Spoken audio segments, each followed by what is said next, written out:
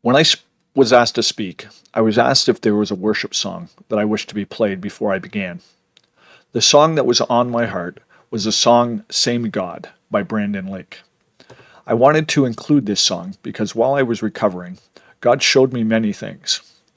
Along with other things, one of the things that God showed me is that He is the same God that I had read about in the Bible.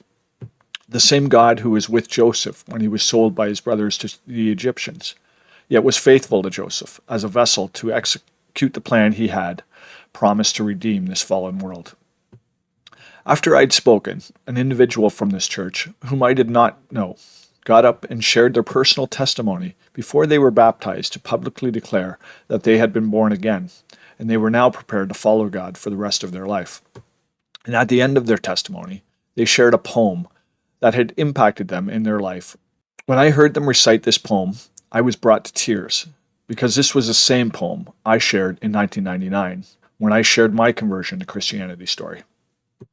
Again, it was shown to me that the same God who was with me in 1999 was the same God who will be with me for the rest of my life, and because I chose to follow His leading.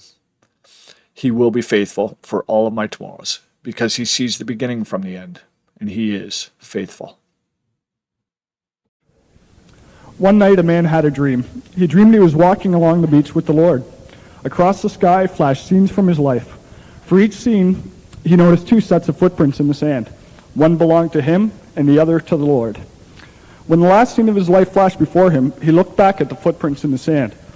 He noticed that many times along the path of his life, there was only one set of footprints. He also noticed that it happened at the very lowest and saddest times in his life. This really bothered him, and he questioned the Lord about it. Lord, you said that once I decided to follow you, you'd walk with me all the way.